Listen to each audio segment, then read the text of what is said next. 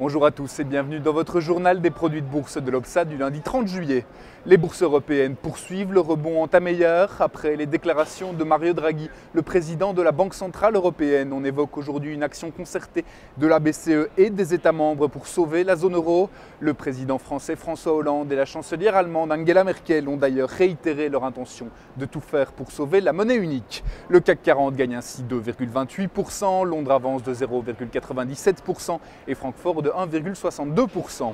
En Espagne, la progression est encore plus importante avec l'IBEX qui clôture à plus 3,91% et les taux des emprunts espagnols à 10 ans continuent de se détendre à 6,70% en fin de séance. Sur le front des valeurs, on attendait plusieurs publications d'entreprises au sein du CAC 40. Si Saint-Gobain et Vallourec ont déçu, Total, la première pondération de l'indice parisien, a indiqué aborder le second semestre avec confiance. Le titre progresse de 3,41% à 37,5 €.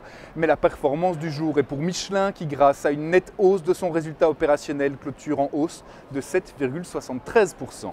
À Wall Street, la tendance est sensiblement la même. Les investisseurs sont rassurés par ces nouvelles en provenance d'Europe et par la publication de plusieurs indicateurs macroéconomiques. Ils saluent entre autres la croissance du PIB américain. Elle s'est moins contractée que prévu par les analystes à 1,5% contre 1,3% attendu.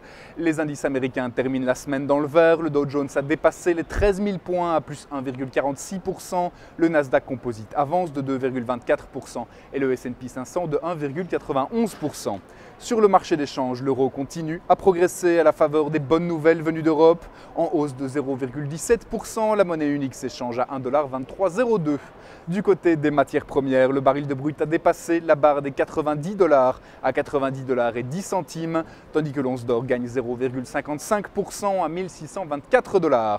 On va aujourd'hui s'intéresser au marché des devises. La paire euro-dollar se retourne à la hausse après s'être affranchie de la résistance technique à 1,23 $.